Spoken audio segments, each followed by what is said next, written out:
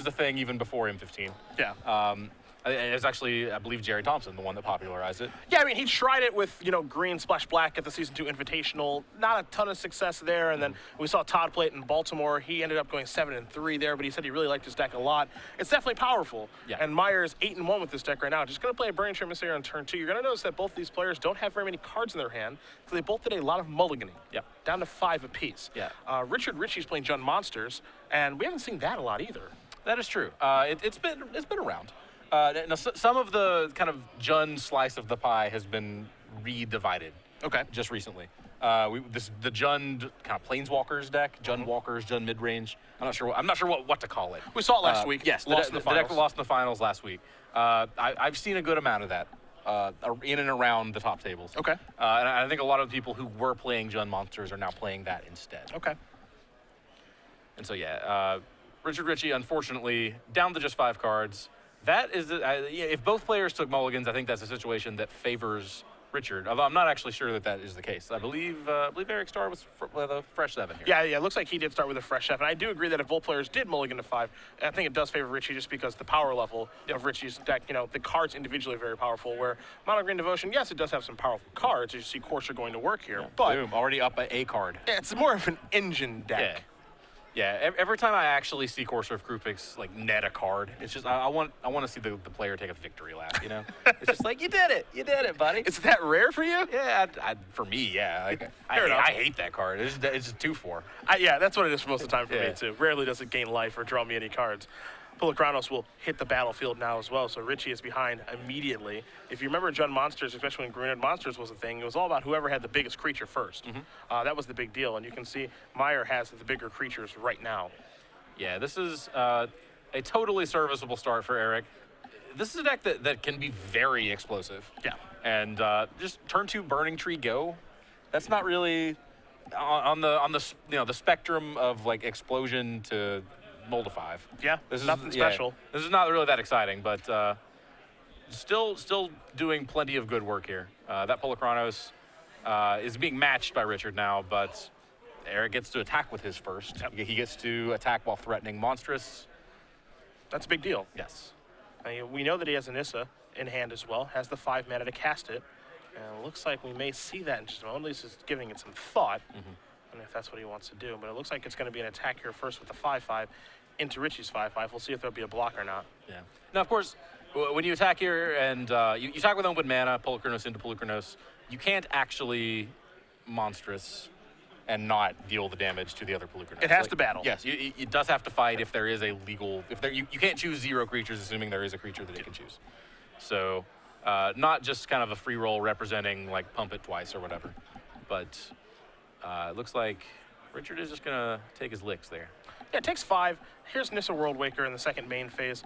It's going to go up because it has no choice. The question is, how is it going to go up? And it's going to untap 4 lands here.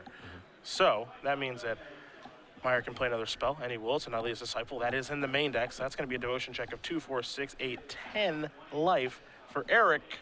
He's up to 31. Yeah, that's a 1-of in the main deck. Yep. A callable, or courtable, I guess. I can say callable. Either one you want. Callingable. I don't know if I want to go that far. I'm going to stick with courtable. Okay. Is a courtable 1-of. Yeah. And, part of the reason for that is that red decks have become pretty popular, especially at the Pro Tour that's taking place, but also in the Open Series as well, due to Tom Ross and some other players. So having that be a 1-of in the main deck to court for, I think is actually pretty smart. Yeah, for sure. Players here did get an opportunity to actually see day 1 of the Pro Tour play out before they chose their decks. The Rabble Master red deck, that was a deck that gained a lot of press. Yeah. People took notice, for sure. So a lot of red decks on day 1. And we are in Texas. Texas certainly likes to turn their animals sideways. And we have seen that over the years. Texas likes to attack. So, if you're going to play in Texas, you got to have a fiddle in the band, first and foremost. Okay. But other than that, you got to have a plan against aggro. This is why I was so surprised to see we've had 3 matches go to a draw.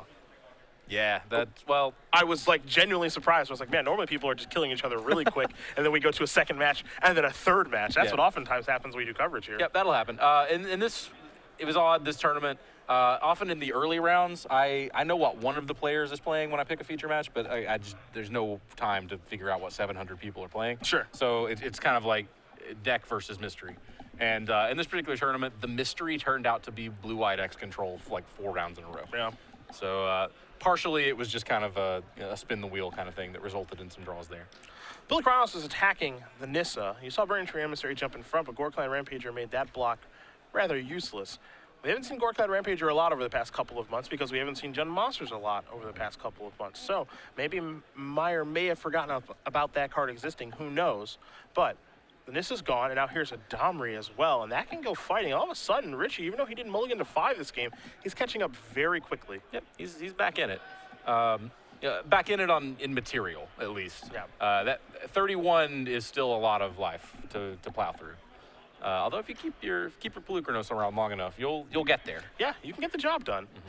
Now that top card should not be revealed because there's no longer a Courser in play, so this is a touch awkward. That's a little awkward. Yeah. I don't know if they're going to have to shuffle the deck or not, but that should not be revealed. I would think not. Yeah. I'm not a judge, but my instinct is like, hey, don't do that again. But it looks like we are gonna. Interesting. Okay. Yep. I'm not too surprised to see that. Of course, I'm not a judge either, Yeah. but I do trust the judge that is in the area. Yep. You know, this is basically revealing information to both players that they should not have, so that top card should be a mystery. What would be hilarious if he turned it over again. That actually would be sweet. Yeah, so I'm Just glad. immediately like. Yeah. Okay, I'll flip over this card. No, you won't. This is yeah. Courser of Kruvix, it does that. You know, once you get into the mode of flipping it over all the time, it's just you're supposed to do that. Yep. You know, it's the way you're supposed to play Magic. Let's see what this is going to be. This is going to be the Elvish Mystic that Erich did draw last turn. Yep. Now, you can see again the Chord of Calling that's in his hand right now. Chord could be for 4 if he'd like for it to be. Yeah. See, that chord was going to shuffle no matter what. That's true. Yeah. That's true. Did not affect the game in the slightest. Looks like we're going to have some attackers here. The question is where they're going to go. If they're going to go towards Domri or not. Looks like Disciple is going to go towards Domri, and then Pelucranos is going to go towards Richey. So that's going to bite the dust. Looks like there's going to be no block there with the Sylvan Carry added. So looks like 5 more is going to get dealt. Yep. No good block there unless you just would rather cash in your mana source and 0-3 guy for 5 life. Richard getting to the point where that's maybe something he needs to consider. Almost soon. I mean, he is at 6. 6 is not a lot. And his opponent is at 31. 31 is so much life. Richey's going to draw a card here. Looks like he may have picked up a copy of Courser of Kruvix. Don't have a great look at his hand yet. Yeah, Courser of Kruvix is a fantastic card on turn 3. It's even better on turn 2. It is kind of a stinker on turn 7 or 8. Yeah. There are definitely better draws to be had, especially in this Jund Monsters deck that has Storm Breath Dragon, Scavenging Ooze. Ooze is a card that would be really, really nice here, for example. Yeah. And the question for Richard, I think, is do I want to cast this Courser, or do I want to leave up the mana to Pelucranos to the fullest? Yeah. In this case, the fullest is 2. Could be 3 if he plays the land. True. But right now we're looking at 2. Yeah. 2 not so impressive, although he could actually kill off the Elvish Mystic, which we may see mattering. If he has a land, he can also do that and cast Courser, just monsters for 1. So, a couple of tricksy options here. One thing that I don't think he can consider is attacking. Although, this is one of those weird spots where, like, a lot of people just, like, assume, never even occurs to them, like, should I be attacking here? But you've got to deal 31 somehow if you're going to win this game. Attacking's, you know, it doesn't sound great, but yeah, it's ambitious. Yeah. But if you have the requisite blockers in your hand, you know, like I can see an argument for attacking here. he's going to be reaching for some mana. Monsters for 1, cast Courser, attack for 6. That's a play, right? That's a line. I mean, it's a place to start. Temple of Abandon's It's a the top land. card. +1, ding, victory lap. Now, Take a look at his Xenagos. That one's not the best in the situation. yeah, it's not that exciting. Yeah. The card he is really looking for here is a removal spell of some kind. His 1 Dreadbore or one of his 2 ultimate prices to get rid of that Pelucranos. That seems to be the removal suite that these decks are playing nowadays, too, is 2 price, 1 Dreadbore. I found that, you know, Chris Van Meter, of course, always championing this deck, and that seems to be the removal suite that he's moved towards. Yeah. We have seen a Singleton Abrupt Decay in the deck sometimes as well. Sure, yeah, those 3, then 2 Mizium Mortars. Yep. Mortars will not do the trick here, but yeah, so we're basically just a kind of a 3-outer to find a way to get that Pelucranos off the board. Now, Erich is sitting on Chord of Calling, so something annoying might show up. Currently, he can only do it for 2 on end step. But Now that's all he needs. Does he have a Scavenging Ooze in his deck? He does, right? He has got one He's got to one. cord for. For just such a situation. He's not going to do it, though. Yeah, he opted not to. This seems like it can actually be a pretty good time to actually Yeah, cord for that he would be able to untap, and it would be, like, what, a 6/6? Yeah, there are 4 creatures in Maier's graveyard. A 7/7 up there, yeah, because of the Rampage. Actually, excuse me, 3 creatures in Yeah, this okay, because there's a alright. Nissa, and then Yeah. so it would be a 6/6. I mean, 6/6 is still plenty good. Yeah, I don't think anyone's unhappy with that. yeah. I think it's enough to possibly pressure like make a swing here that forces Richard to make some really uncomfortable blocks. Although with the Polukranos now 6/6, and if you untap and activate the Scavenging Ooze 4 times, you can't monsters your Polukranos. So that means you can't attack with your Polukranos. So maybe that's a concern. Yeah. Again, Maier's got the board position is kind of even at this point, but he's got the lead in the life, and that means he's got time and Yeah. plenty of it. So he doesn't need to panic or anything like that, especially because Richey's Polukranos has already been monstrous. Yep. So he doesn't have to worry about that anymore either, and he knows all the information. There's a Xenagos coming off the top of the deck. I know what lands you have. You have a Mutavault hanging out over there. So we're going to see an activation here of Monstrosity and an attack. And so the question is, what did we fight here? Presumably the. I imagine Corsair. Okay. Yeah, it's just to take 2 versus take 6. Yeah. And that's basically just saying, yeah, you are dead to this attack. You need to you throw one of your 2 creatures under the bus. I have a good feeling about which one. I'm inclined to agree. Yeah. Actually, it's closer than it seems. Because the Polukranos, as you said, you've already monstered it. It's just a 6/6. Yeah. It's a weird thing to say. But having just a big 6/6 lizard thing, when You you're say lizard thing? was it a Hydra? It is a creature type Hydra. It's not creature type lizard thing. I can promise you that. Close enough. Okay. Are you getting into this again? Come on. Absolutely we are. Fine. All right. Well, whatever. A 6/6 Hydra. There then, it is. If you please. There it is. Yeah, and he actually is going to. Yeah. It's not the worst trade. No, it's fine. Just trading lizard thing for lizard thing. There you go. Yeah. There you go. You win again. Yeah. But yeah, I think Richard would actually much prefer to keep his potential source of card advantage on the table. There's a land that's going to come into Source play. of card advantage, source of life, Yeah. as kind of puny as it seems. At this point, it's not irrelevant. No. Everything counts when you're on a mulligan at 5. Xenagos is going to come in. We'll probably see it make a Satyr token here, and there are no good attacks there for Richey due to that 3/3 on defense. So Xenagos is going to start cranking out blockers. If you're Erich and you decline to go fetch a Scavenging Ooze when you have the shot, I think then your game plan now instead is to fetch up a Hornet Queen, I think. That's the big one.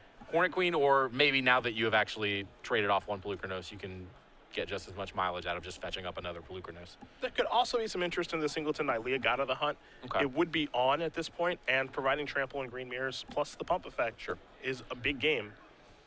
All right, so Erich doesn't need to go courting for a Polukranos. He just has one, which is better for him.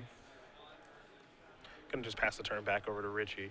And still, he can still court for 2 if he wants to get Ooze. And the top card of Richey's deck is Ooze right now, so maybe that'll trigger something for Erich that says, maybe I want my own Ooze because I can activate it a whole bunch of times. Yeah, he is just one piece of material away from courting up that Hornet Queen. Yeah, he can be a land or a creature, Yeah, and that's true. actually all that's in his deck. So, well, or things that kind of simulate them by untapping lands or whatever. But yeah, if he drew a creature next turn, he would not be able to cast it and still cord for the Hornet Queen. So, yeah, it looks like you're right. He sees the Ooze on top, wants to get kind of that Ooze initiative, I suppose. Yeah, it might be the tip-off that when he saw the Ooze on top, he's like, ooh, that's a good idea. Well, I'm going to go get my own. I mean, it was always a good idea. It is not necessarily a better idea now, but it is. It actually is a much better idea now. Yeah, now because- that there's one there. Yes. Yeah. Like you get your Ooze the turn before Richard draws his. You just eat all the things. Yeah. And then Ooze is just a grizzly bear. Yeah, his Ooze sucks, and my Ooze is awesome. Yep. I think that's the thought here, is that his Ooze is going to be, I mean, for as much green mana as he has, which is 6, that thing turns into an 8/8, and as we do know in these green mirrors, it's all about who has the biggest creature. As the savior intended. So there is Scavenging Ooze. I'm actually kind of sad to see that thing go. Not an M15. It's not going anywhere. I mean, it's like, it's not coming back for, I mean, like, we might see it again. Oh, sure. It's leaving standard. Yeah, it's going to but leave standard a little while. I don't think you're gonna. If you play much modern or legacy, I don't think you have to worry about. Oh, well, I mean, it's going to be around there for a while. Oh yeah. I think you'll get your fill of Scavenging Ooze. It didn't have a dominant stay in standard. No, I mean, it it was didn't. obviously good, but it wasn't, this insane card, which I think is probably a good thing. Yeah, when I first saw that it was going to be standard legal, I was a little stressed. My first tango with Scavenging Ooze was at the Legacy Grand Prix in Indianapolis 2 years ago, which was kind of at the height of the Maverick fever pitch. Okay. And that tournament was just like a Scavenging Ooze arms race. You had people going up to the full 4 Scavenging Oozes. Just like when you were getting involved in these green mirrors, like it was just the first ooze won, like you just had to have it.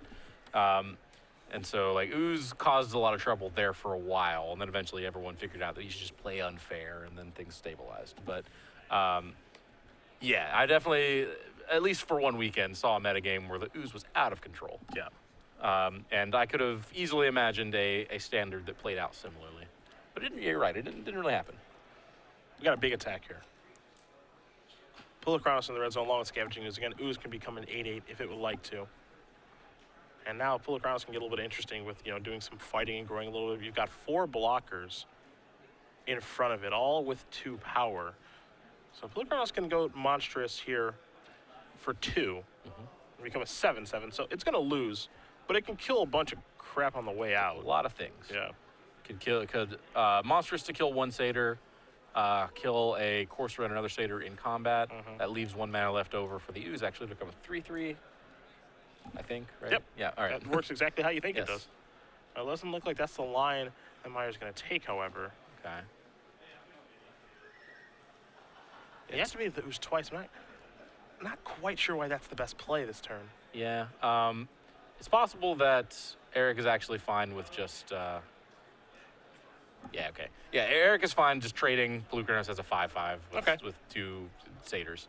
And just eat everything. Yeah, just wants to use every bit of mana possible on that ooze. Again, because we know Richard's going to find one. Yeah, that's true. Yeah, just make sure you clear away every creature you can. If you're going to do that, I don't like the attack with Pulakronos. Yeah, you actually beat me to it. Yeah, if that's the plan, I don't like the attack because now, basically, Xenagos has that ooze covered. Yep. That's in play. And so was this the best use of Court of Calling? On the previous turn to go get ooze because now ooze is just kind of the abyss, but Richard has something to provide to the abyss every turn, and the line of play involving Hornet Queen is out the window now, unless he draws one or draws another chord. Right. Yeah, I mean I think you definitely don't mind just swinging with ooze. It eats a satyr probably, and then you just spend all your mana this turn clearing out graveyards. At that point, the ooze is useless, and you still have a Pulakronos. Yep. Here are ooze activations, and of course you want to do those right now before Erich can do his. So that's exactly what Richard's going to do. He's going to gain 2 life and make a 4/4 ooze. There's a satyr token. I imagine that will be on blocking duty next turn. And now we go back to Maier. Yeah, and actually a 4/4 ooze from Richard is so much bigger than a 2/2 ooze. Like we're at a point where Erich really can't afford to attack with his ooze. Yeah. However, I believe Erich has a really good card in his hand called Hornet Queen. Ooh. So you don't need a quarter call, you just have to draw it. Just draw it. And now it's time for bees. I really wish we had like an Oprah graphic. Yeah. Just bees. Whenever someone casts Hornet Queen, there's like, you get bees, you get bees. They're everywhere. There it is. This is oddly enough, I said this to Patrick, too, a little bit earlier today. When we were covering M15 cards, when the set kind of got released, and we're just kind of talking about what we think is going to happen with these cards. We've got all of these, the Soul Cycle, and, the lands, and all these Nissa, and all these Planeswalkers and stuff. 2 of the cards that we didn't even really talk about were this, and, man, there was another one earlier. Sunblade Elf. I talked about Hornet Queen. We didn't really talk about Hornet Queen or Sunblade Elf. All right. And, Sunblade Elf obviously has done a really nice job of slotting into green-white to give it an additional 1-drop to bring the beats. Then Hornet Queen is fantastic in this deck against not even something like this, but also against Mono Black Devotion. This is a really hard card, for Mono Black to beat. Yeah. The Hornet Queen's absurd. Yeah. I had my first encounter with Hornet Queen was in the Magic Online Cube. I got past a Hornet Queen. I'd never seen that card in my life. Okay. Because of course it is from some, I don't know what it's from. M15. Okay. Okay. All right. There we go. Sure. Yeah, you're right. It was from M15. Thank you. But that's weird because this was 2012. Well, that's interesting. So, yeah, I was, it's actually from what, Commander? I think the first Commander product. Yeah, the first Commander product. which I had not. A lot of new cards from that product, which was not familiar with. And when I read Hornet Queen, literally my jaw dropped. I was sitting at my computer, and I think I drooled on myself. It was That's just disgusting. It kind of was, but so was Hornet Queen. That's true. Yeah, that's true. It merits that response. Yeah, it was an appropriate response. Yep. Yeah, Hornet Queen is just like you don't lose games when you actually get to cast this card. It's tough. It's tough. There's a Courser. That's going to reveal the top card. It's a Genesis Hydra. It's pretty hard to lose when you cast that too. And I think we're just going to see an attack in the sky. I probably would just ignore the Xenagos. Who even cares about that? You take for sure. 2, 3, 4, 5, 6. It's 2-turn clock. Yeah. Dear Richard, I bring you the gift of bees. Actually, there is one compelling argument for killing off that Xenagos while you have the shot. Okay. The out for Richard here is Mortars, yeah. That's the big one. I guess it's not a 2-turn clock either, simply because Scavenging is in play, so there will be activations here removing cards. So if he does peel a Mortars, we're looking, and you can see him knocking on top of his deck. We're looking at a brand new game here all of a sudden. Yeah, I think there is actually a very compelling argument for getting rid of that Planeswalker shot, because it's going to be a 3-turn clock no matter what. Now, Richie's life total should probably be a little bit higher because of the Scavenging Ooze activation, so we'll make sure that we have the exact correct life total. I believe he should be at 8. Yeah. He did activate it twice on Erich's end step. And you see that Richie wants to take a look maybe activate it 3 times. At Genesis Hydra. And so we can do the same. The thing that's actually really interesting about Genesis Hydra is that the ability of taking a look at the top card, it says when you cast it. Yep. So Genesis Hydra doesn't actually have to resolve. Yep. And the card that you cast, you put directly into play, so they can't counter that either. Sure. So you would think that, oh, well, if you cast this big thing, I just counter it and then nothing happens. Like, that's not even close to true. Stuff is still going to happen. It's interesting. Hopefully you hit the right card. You say that like it's an upside. When I read the way that was worded, my immediate reaction was, oh, so this doesn't work with Prime Speaker Zagana. That was literally the first thing I said. Our heads are in different places. Yeah, exactly. There it is. I wanted to cast it, pump 8 mana in, one of the 6 cards we Prime Speaker, and just draw 6 cards. No, not quite. Yeah, it does not work that way. It does not work how you want it to with Prime Speaker Zagana. Someone at Wizards does not want me to draw 6 cards. It works really well against counter magic. True. You're right. It is probably on balance a better card for the way it is actually worded. Perhaps. Sorry to disappoint you. Yeah. But not that much. Sorry, not sorry. And there's a Domri. That was the draw that kind of tucked away there and was in the tank for a little bit over. Now this is interesting because the top card went back on top of his deck, so he knows what that card is. So to me, like, if that card's no good, he would just concede the game, right? No. Maybe. I mean, it's not like 100% necessary, but like, you saw him kind of rub the deck hoping for a Mortars. Yeah. And then he looked at the top card. It's not what he's looking for. So here's the thing. If you take a peek and it's like a land or whatever, just something useless, and you just don't react, put it on top, say go, Erich has to respect the fact that it could be Mizium Mortars, and now there's a second Planeswalker in play. Sure. So there's a real argument for if you smell a Mortars to actually just send all your flyers to the Planeswalkers. Okay. Which you can't close them all out just in one swing. Yeah. So there's the Hydra. What a delight the Hydra is. Yeah. I love the Hydra. Yeah, I'm all right with the Hydra. And yeah, so the Hydra is when you reveal X cards, pick one, and then shuffle the rest back into your library. Okay, gotcha. So it is not a cascade. Yeah, that's what you think it would be. Yeah, I think that was another one of those things that people just kind of assumed that it was going to be like shuffle them up and put them on the bottom. But top card's an Elvish Mystic, as you see there from the Courser. Bees are here. Hornets and bees are a completely different animal. No. All right. Are they animals? No, they are mindless killing machines. Okay, there you go. Well, they're doing some mindless killing right now. Yeah. Now, Mortars isn't as good now simply because it's going to leave around that Genesis Hydra. I mean, it's still pretty good, though. Let's see what this card is. Is it? It doesn't look like it. It doesn't look like it, no. I think it was a replacement Planeswalker. Yeah, I think it would have cast right away, too. Yeah, it looked like a Xenagos, which is not what he's in the market for here at all. And I don't think there's a way for him to actually survive. I don't think so either. I mean, even if he can't, he can maybe gain some life. Like if something happens with Domri and Scavenging Ooze, he can gain a little bit. But if he upticks Domri and finds Pelucranos, does that do anything? Something that can get some creatures in the graveyard. Yeah. That's what's necessary. Does that?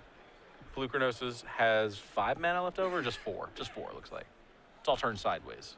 So It'll be 5. 5. 9 There, lands okay. in play plus a Xenagos activation, All right. taking up to generate more mana, if necessary. I think that's really the best that can be done.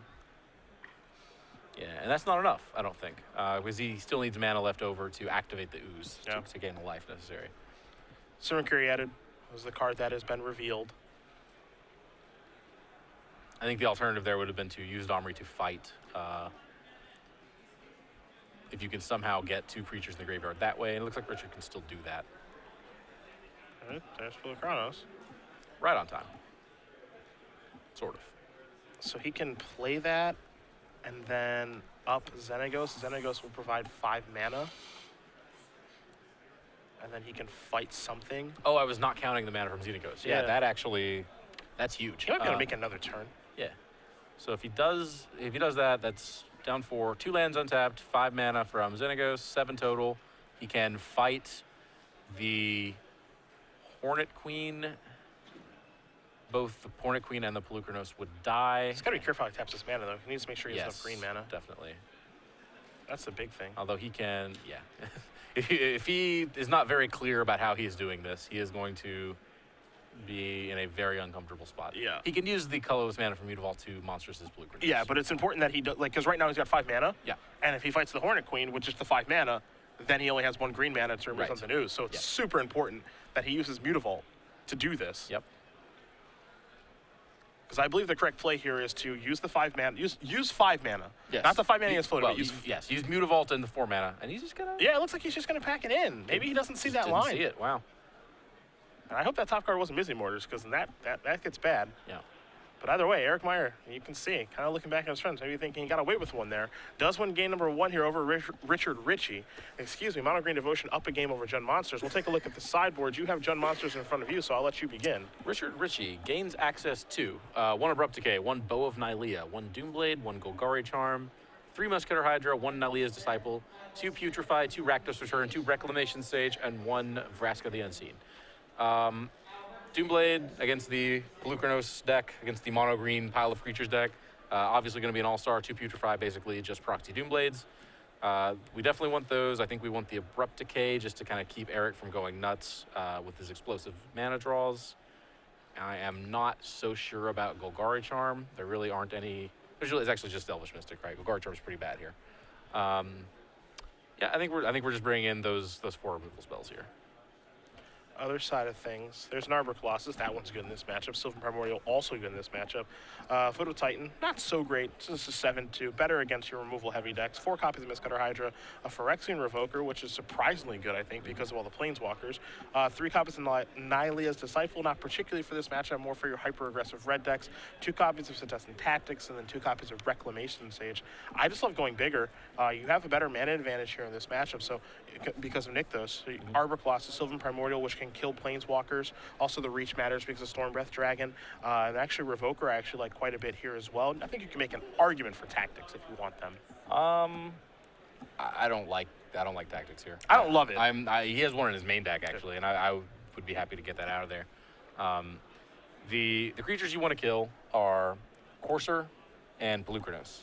Those are they have big butts. Accurate. Yes, you are not going to conveniently kill any of those with a decent tactic. You're going to have to work. Yeah, you might be able to with 2 creatures kill off a Courser. You could probably do that with a Pelucranos too, but you would lose them both. That's awkward. Yeah, I don't love that card here.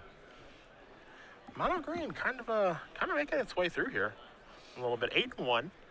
Wins this match. Potential to draw in. I know we were a little bit over the cutoff. So Just a hair over actually. Yeah. So yeah, I think we're gonna see. I'm almost certain we're going to see an X2 make top 8 of this tournament. Yeah. Every time I say that, I end up being wrong. To be fair, but I think we're there because the cutoff is 710. Yep. It's the 710th person makes it 11 rounds, and we are 732. Patrick thought there was going to be 9 rounds this morning when we woke up. Patrick, he dreams big. He's like, "What do you think? Yeah. Maybe 9 rounds today?" And Sure. I actually Yeah. just laughed in his face Okay. as he was making his cup of coffee. Yeah, that's it. 9 rounds. Are you kidding? that's, whatever. It's ambitious, but Last time we were here, this was the largest tournament ever held in Texas. Was the one we had last year on the Open Series, and then this is now the largest one that we've had here. Yeah. And I imagine the next time we come, it will be the largest one we've had here. It'll be 8 rounds then. Yeah. Okay. Yeah. Sure. Yeah, that's how Just that works. well, they just keep getting. They get bigger and bigger, but we just cut Less rounds, yeah. Yeah. Why not? So when there's 8 people that are 8-1 or whatever. Sorry, Yeah. none of you guys Yeah. make top 8. Who doesn't love a good sweat? Sorry, sorry. It's like- I hope your breakers are good. Exactly. Yeah, it seems perfectly reasonable. I'm a man of reason. Yeah. what I am. But yeah, Mono Green Devotion certainly still in it. I feel like there's a deck here. I really do. Again, I think the configuration of the deck is pretty difficult to figure out, but the cards are mighty powerful, and we all know how good Nykthos is. Yeah, and honestly, I think maybe Nykthos is like tricking people here. You still think it's necessary? No, I wouldn't say that. I don't think you want 4 of them. Oh, okay. I don't think you want 4 of them, and I don't think you necessarily have to go like completely all in on them with these Voyaging Satyrs and all that. Okay. I think maybe just like Nykthos is a 2 of, and then just try like play like a more like traditional ramp game. Some games you draw it and it's awesome. Some games you don't. You're still fine. Yeah, I mean, like it's always going to be insane when you draw it, except for those games where you draw 2 of them. Yeah, And that's not where good. you draw like Forest, Nykthos, and then a bunch of Burning Tree emissaries. Yeah, I mean, Erich just played perfectly fine Magic the last game. Yeah. So we did see that. He's playing perfectly fine Magic this game. Yeah. Turn 2 Voyaging Satyr, turn 3 Pulachronos. Yeah, that has been my concern with these mono green devotion decks from day one. That has been my concern actually with the mono red devotion decks. From all the way back last fall, we were seeing those. Those decks just give up every 6th game to just a draw that doesn't work because they have too many Nykthoses and too many double red spells. Yeah. The green deck has less of a problem there because they have Sylvan Caryatid and Voyaging Satyr. So with Nykthos and Forest, they can still play Magic. Yeah. But like you can Nykthos flood, and that's a real concern. Like once you're out of the early game, redundant Nykthoses are actually pretty sweet. They're just like rituals, but you have to get there. And the majority of the decks in the format, I think, are aggressively trying to keep you from getting there. Particularly the one deck that you know you're gonna have to deal with to win the tournament, which is Black X Devotion or Mono Black. Mr. World Waker has shown up here. You saw Pulachronos go after the Domri. Sylvan Caryatid decided I didn't want that to happen, so that blocked, and then Nissa came in, made a land a 4/4 for passing the turn back. Domri's going to go up. Pulachronos is going to hit the battlefield here, but we've seen this a lot in Green Mirrors, as there's some beautiful out there from Richey. It's all about who has the biggest creature first and who gets to attack with it. Yep. So as a result, Erich Maier was actually able to play the larger creature first on turn 3, follows up with a Nissa. The 4/4 is not great, of course, in the face of that 5/5, but Erich is the one that's ahead right now. Definitely, particularly just getting to untap with Nissa. If you have a Cord in your hand, you get to go nuts. Yep. If you have a Garrick in your hand, you get to go nuts. He is gonna just make some guys. So I guess no outlet for all that mana. Doesn't look You can like. see his hand. He's got plenty of lands over there, an Elvish Mystic and a backup copy of Pulachronos. That's Sure. it Yeah. right now. Plenty of lands. Not so big a problem when all your lands attack for 4 eventually. Now, if he had Nykthos, life would be really interesting, as he could untap that a bunch of times, but he doesn't have one just yet. Does play 4. We haven't seen one show up in either game yet. You actually can you untap Nykthos with? Not with Nissa. Oh, with Nissa, but do you it can with with your- Voyaging Satyr. Okay, Yeah. gotcha. All right. Let's see, Richard wants to know exactly how does this thing work. It's a fair question. It's a pretty good planeswalker, brand new, of course. I didn't learn that the lands from Nissa they gain trample until like yesterday, literally. Nice. I just had no idea. Very nice. Yeah, I made some really uncomfortable blocks. I feel like that's just like a ritual you have to go through every new set. We have to learn the hard way. Yeah, you do. Yeah. You're gonna learn the hard way right now with Mizium Mortars Yeah, and that take was that down. That was a very good Mizium Yeah, Mortars. we call that a good turn Yep, that in was the all right. business. As it killed 2 lands, the Planeswalker died, and the Mana Acceleration died. Yep. That's a good turn. Yeah, Erich down to just 5 permanents. Here's an attack for 5. And again, Erich was in the lead comfortably. I'm not sure that's the case anymore, especially if a Dreadboard shows up. Yeah, for so much less than 5 against a Mortars deck. Yeah. That Nissa was looking to cause some serious trouble. And I think that's probably a real Achilles heel for these mono green devotion decks. I'm not sure what you can do to insulate yourself from a Mortars off the top. Not a lot. I feel like every time we watch these Green Devotion decks, be it this one or previous iterations of the deck before M15 showed up, they lost to Mortars a lot. And there's really nothing they can do about it. They only have really one creature that has 5 toughness, and that one's on the battlefield right now, and that might not even be good enough. You see Stormbreath Dragon, Pilikranos, and Mutavault come across. That's an attack for 11. Maier's down to 4. Yeah, this is a pretty serious problem for Erich. Just a touch. I'm trying to put together some sequence of draws that get him out of this, or just some, even just like what 4 cards could you have in your hand to get you out of this? I think it has to start with Arbor Colossus, which is a 1-of. So if he has land Arbor Colossus, he actually still can't beat a monstrous Stormbreath Dragon, so that's awkward. There's Nissa. And so this can untap 4 of Erich's lands, so let him continue to play some spells. I don't think he actually has much going on there. He has, I believe, a Voyaging Satyr and another Forest. Yeah, the hand stinks. Yeah. That's the kind of thing about Mono Green Devotion. There are definitely some draws where your deck looks very powerful. There are some draws where your deck looks very mediocre to average. And, finding the right balance of mana acceleration to everything else is also pretty tough to do. There are, again, 4 copies of Voyaging Satyr, 4 Elvish Mystics, 4 copies of Burning Tree Emissary. That's kind of the engine. You want to draw a certain number of the engine. You don't want to draw too much of it.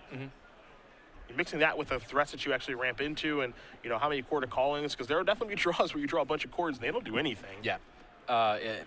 Burning Tree is a really awkward card in this deck because in the draws that abuse Burning Tree, they really abuse it. Yeah. Burning Tree Emissary just can look insane in this deck. But this is not a deck that just kind of piles out guys and turns them sideways. Well, attacks with them. You're not ever just going to go like turn 2 Burning Tree into some other attacker and then just start going to town the way that the red decks do. So when you're not actually getting the Nykthos activations out of Burning Tree Emissary, it's not really that impressive. And it kind of starts to feel like a mulligan, until it doesn't. One of the play that actually, I watched Todd Anderson do this a lot in Baltimore, and I haven't seen a lot of other players do it. Todd is a huge fan of the turn 3 Burning Tree Emissary Chord for 1. Get a mana accelerant. Yeah. Yep. You want to get this. You want to get to 6 or 7 mana with this deck a lot. Be able to cast Hornet Queen. Be able to cast a large chord. Yeah. It seems like a lot of what you're trying to do actually is based around Hornet Queen. Oddly enough, because it's so good. Yeah. Chord for Hornet Queen is kind of the universal endgame. It actually just kind of solves all your problems, except for Mizzy Mortars. Doesn't really solve that problem. Storm Dragon's going to go monstrous. This looks like it's going to deal 8 damage total. The World Leaders will trade. And Richard's basically saying, do your worst with that Nissa. And your worst does not beat my dragon. So Erich and Richard are going to head to a 3rd game here. Mono Green Devotion and Jund Monsters are even up. Some Mizzy Mortars do what Mizzy Mortars does best. Yeah, Mortars was completely busted that game. Yeah, and I mean, that game was it looked a huge blowout the other way until Mortars just showed up. Yeah, I thought, before Mortar showed up, I felt like Erich was in prime position to win the game. He was out far ahead. He was starting to create 4/4s. Just needed to find a way to get through Pilikranos on Richard's side. But if he was able to do that, or even maybe just throw away one of the 4/4s to keep pushing through damage, he's good to go. Mortars turned that all around. Yeah, these Green Devotion decks, they are kind of classically vulnerable to sweepers. That's been the case with various mono green decks since for time immemorial. But in this particular case, Mizzy Mortar's a bigger problem because it actually lets Richard keep his guy, which he needs to kill off the Planeswalkers. The way that the Green Devotion deck hopes to get around sweepers is by having Nissas, or Garriks. Just a serious problem threat that survives it. Yeah. You can do that against Supreme Verdict. You cannot do it against Mizzy Mortars. These 2 players are going to shuffle up for game number 3 here. 2 decks that, really, we haven't really seen over the past couple of weeks. No. We saw a little bit of Mono Green Devotion in Baltimore 2 weeks ago. Yep. And actually, I wasn't there in Kansas City. I wasn't in Kansas City either, but I know that we didn't really see much of these decks. We saw Jund Planeswalkers losing the finals, but Mono Green Devotion still hasn't really latched on just yet. I still think we're kind of in the building phase of the deck. Yeah. For example, Eidolon Blossoms is a card that you could play in this deck and we haven't seen anyone with it yet. And is there an Eidolon of Blossoms build for this deck? Not sure. Should it be maybe a sideboard strategy for this deck to be better against the Verdict decks? Again, not sure. That was the initial build, right? That was the way that Jerry had it kind of built up in his first articles. Jerry's had Eidolons going on, but of course that was pre M15. Right. And a bit of an enchantment engine, you could actually really get going there. Now things are a little bit different because you have so many more options. But that could be the card that maybe helps you against those Verdict and Revelation decks, since it does draw a card and it's a bit of a card drawing engine, so you can kind of come back from Verdicts and work your way through Elspeths. True. It is a little anemic on board.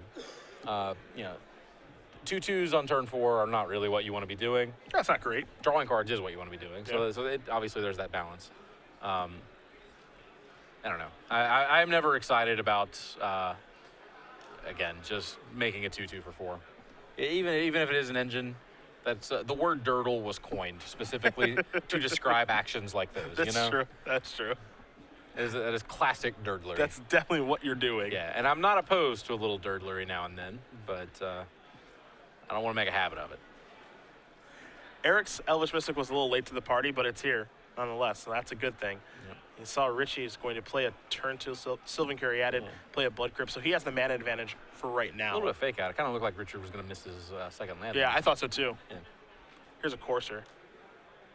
And now it looks like Erich might be the one in need of some help.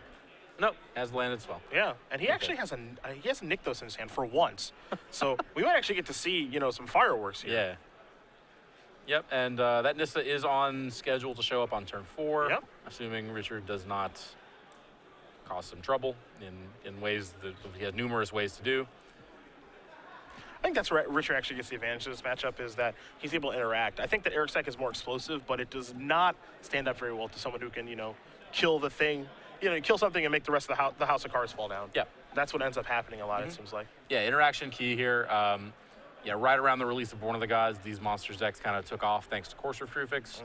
And for a while, it was kind of the deck de jour with just green-red. Yep. And then someone, and I don't recall who, right this instant. I want to say it was Kent Ketter. Maybe it wasn't. Continue. All right, fine. Well, anyway, so someone added removal spells. I don't know who that was. Yeah, I don't remember either. But that guy's really good looking. Is he? Yeah. Yeah, Kent Ketter's pretty handsome. You are right. He is. He is. Ketch is really good looking. All right. Well, anyway, that certain someone added some removal spells, and that's the stock because you can interact now. Yeah. Like no one plays green-red monsters anymore. Yeah, that's not a deck anymore. Yeah. It's not a thing. It was Cedric, guys. Finally, he's just like I can tell how hurt he is that I haven't. I'm said okay. it yet. I'm okay. All right. I'm a real innovator. I'm really smart. Look, these green creatures keep running at each other. What if you just kill one of them? I'm a genius. Yep. But that works in Jund monsters, and honestly, it could be the answer in Mono Green Devotion too. I don't know how. This activation of this. I feel like we're working our way into other borders here, don't you? Well, yeah, that's on schedule. I mean, you can make the argument there's nothing he can do about it. Some order is going to be great anyway, but Yeah, well, I mean, what do? You untap and what then? I don't know if he has anything else to deploy. Obviously, I have no idea because I don't have a great look at Erich's hand right now. But making that into a 4/4, then if you get swept away by mortars and he gets to kill your Nissa again, the game might just end on the spot. I mean, well, you can't untap the Nykthos, so you're just going to untap 3 forests, and then the best you can do is play something else that dies to mortars. Yeah, that's true. That's true. On the other hand, now you're making it so that your forest dies to mortars, which is kind of awkward. Ultimate Price is going to take care of the Courser. Okay. And that's the last blocker, so a clear window here for Richard to attack that Nissa and get rid of it. Yeah, I think you have to take the opportunity to do this too. He is going to take a moment here to think things through. Scavenging is going to be turned over and put face back down because Courser's not in play. Going to, battle for 1. I like this play too. Just cut the mana. Cut the mana, cut the devotion. Yep. Makes it so that Nykthos is a boring land. There goes Nissa. So it didn't even take a mortars to clear up the entire board, basically. Yeah, just, as we said, just kill one of them. Yeah. And it all just kind of falls over. Erich does have that 4/4 left, but 4/4 forest not so exciting on this board. I'm not impressed. As a 4/4, it actually looks like some gas tucked in hand. I believe I caught a glimpse of a Garrick. Yeah, but he's so far away. Yeah. 6 mana takes a lot to get to now. Ooze helps. Ooze helps a lot. If he can keep it for a little while. Oh boy. That's a dragon. We're going to the sky now. Cacao. It's a dragon noise. Yeah, that's what I think of. Yeah. When I think of dragons. Caw-caw. I think you're safe to attack. Are you safe to attack with both? Actually, no. Well, Erich could double block with the forest and the ooze, and then activate, grow the ooze to a 4/4. Yeah. So you would basically be trading your Felucranos with one of those creatures. If you maybe don't mind that, honestly. Yeah, you might be. I guess the question is, what creature which one do you want to trade with? Do you want to trade with the land, or do you want to trade with the ooze? If you take out the land, you're stunting his growth a little bit. But if you take out the ooze and you're leaving the land there, the Right. ooze might be the more important of the two cards, though. Mm-hmm. Particularly if you take out the land, you put another creature in the graveyard. So the ooze is threatening to be a 5/5. Yeah. That is getting to the point where it's kind of grown out of control. Although Storm Breath, the Mono Green Devotion deck has no answer to Storm Breath outside of the one Arbor Colossus. The one Colossus, yeah, that's it. Which we are a good ways away from cording for, even if we had a cord. So it's time to see which one Richey actually wants to kill. Yeah. Because he only gets to kill one. I mean, I think it's reasonable for Richard to just kind of think that he can ride this Storm Breath to victory. You want to kill the ooze? I think I want to kill the ooze. I think so too. I don't think we actually care. I don't think I want to try to mana screw you. Also, I can kill the ooze, and then my mortars, if I draw one, ends up being good again. Yes. I think that's actually really important. Yep. He's gonna go with the land. It looks like I'm not. Okay. Yeah. Okay. So that leaves him with ooze 3 lands. 3 is not many lands. Like both of these options seem pretty good. It's a close call. This is the kind of call that can actually swing a game, though. Mm-hmm. I mean, it's very, very close. I agree with you. Like the ways that Erich actually turned this game around, they cost more than 4. Arbor Colossus is big. Nissa would be big. Yeah. Although it would die. It would quickly. die. Yeah. You saw replacing Sylvan Carry added before passing the turn back. So it looks like Richard has no cards in his hand. He's just kind of all in on this dragon right now. There's an Nylea. Nylea doesn't do a ton here. No. Trample's not bad, though. Oddly enough. I mean, this is a 4/4, so, Sylvan Carry doesn't get to chump block or anything. You get to push through 4 points of damage, and the race is certainly on. So Richard's going to fall to 14 there. Still needs to basically spend his turn if he wants to Monstrous the Storm Breath Dragon. Doesn't have much else going on. I think he might be fine with that. Yeah, unless that card that he just freshly drew there is a big game changer. He is not quick to cast it if it is. So, and actually, he still has enough mana to. No, never mind. He's one short. I was gonna say he could Monstrous and still have mana for Doomblade or something to that effect, but not the case. But still just gonna crash in. Yep, that's Monstrosity. And now he gets to attack with the Elvish Mystic as well. So this is going to be attack for 7 and 8, plus the Monstrosity dealing some damage. So a good turn. And this is one thing that you mentioned, too. There are 2 more copies of Nykthos in Erich's hand right now. That is not a spot that he wants to be in for obvious reasons. And to be fair, this would be just as bleak if they were forests, but... Sure. Well, the thing is that he has a Garrick in his hand. Yep. And he can't get to that. Like, he's got this bottleneck of mana. So forest would actually be better than Nykthos. I think we're at the point where even if they were forests, like the Garrick is a turn too slow. Yeah, I think you're right about that. Yeah, I am very skeptical of these Nykthos. These 4 Nykthos things. Like particularly, and a lot of these decks, and actually is Erich one of them. Yes, Erich has 4 Nykthos and a Darksteel Citadel. Darksteel Citadel, acute interaction with Nissa. What's better than a 4/4 Trampler? A 4/4 Indestructible Trampler. Cute is the perfect word to describe that. Yeah. I feel like that is never actually going to win games. Yeah, or very rarely. Well, I mean, I don't know what like a blue-white deck does about it. Yes. So. They can just charm it, I guess. Yeah, they can charm it. They can't sphere it, obviously, but they can charm it. Yeah. And I mean, that's good enough. They can block it with Elspeth. They can Celestial Flare it. Yeah. Yes, so. They have outs to it. True. So yeah, I mean, like that's fine, but yeah, I agree. Like, I don't think it's going to win a lot of games. Yeah. And the games that it is going to win are going to be just erased by the games that you're going to lose when you draw Nykthos, Darksteel Citadel, 5 sweet spells. Yeah. And Domri off the top. How about a battle? Get your ooze out of here. And I think Erich is drawing to no outs now. He draws a forest for the turn. He's got Nylea in play, but he's at 3, and he's got to be able to beat a flyer, and that's a weakness of the green deck as well. If there is no Hornet Queen in play, if Arbor Colossus has not shown up on time, this is why sometimes these green decks have to sideboard cards like Plummet, which they really don't want to play. because it doesn't really work very well in their deck, but flyers are a problem for this deck. Yep, Storm Breath a problem, Desecration Demon kind of a problem. When the engines are firing, the mono green devotion deck can feed a demon pretty well. Yeah. But yeah, Plummet is a clean answer there, but even that is not something that you'd be excited about here. You know, you're still at 3, facing down more and more. You know, facing down at least another peck from the elf, but doesn't have an answer for Storm Breath anyway. That's going to do it. Erich tosses down his hand, shows 2 Nykthoses and a Garrick.